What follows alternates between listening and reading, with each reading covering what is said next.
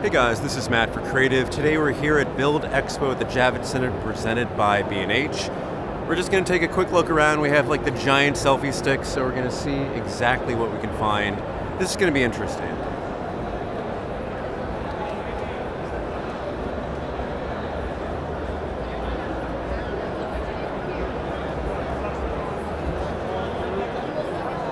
So we're not going to do this in any particular order. We're just walking around.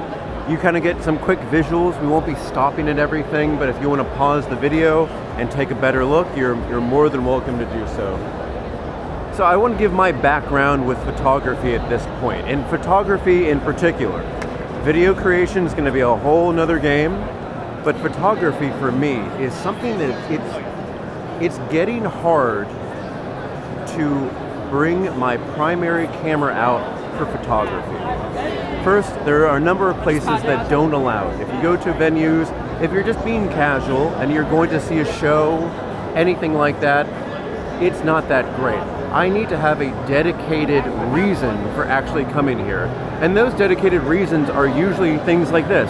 Street fashion photography, that usually is a reason to bring the camera out.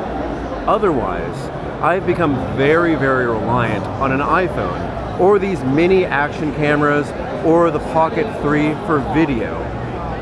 But pictures, you can capture amazing quality pictures, and I know it has that kind of look, but you can get those on an iPhone. You don't need any particular camera. There's film emulations, there are different emulations, digital emulations to make it look more like a Canon camera or a Sony camera, or you can just edit anything after the fact.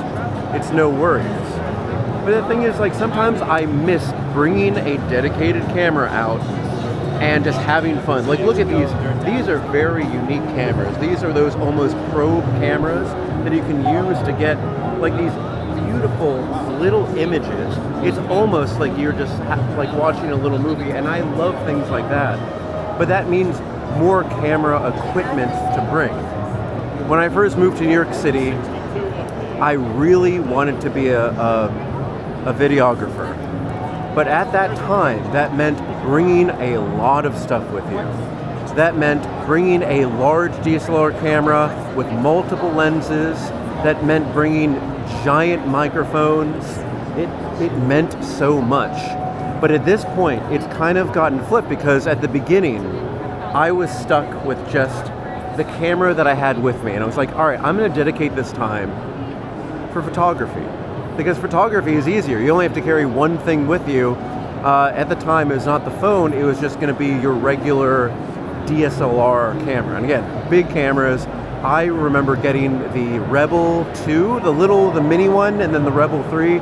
Or, shoot, I forget what exactly it was. But whatever it was, I wanted to minimize my footprint as much as humanly possible. But now we fast forward to today. If I want to take video, I have my action camera here.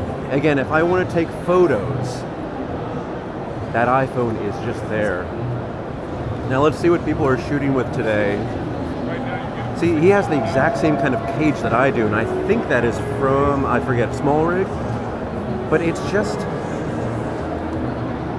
you know what, when I see other people with their cameras, it gives me the want and need to bring my camera out again. But then I realize, hey, I have to hold it. And I'm a person that's just very minimal. I don't really like holding things. But, you know, again, literally, that's just me.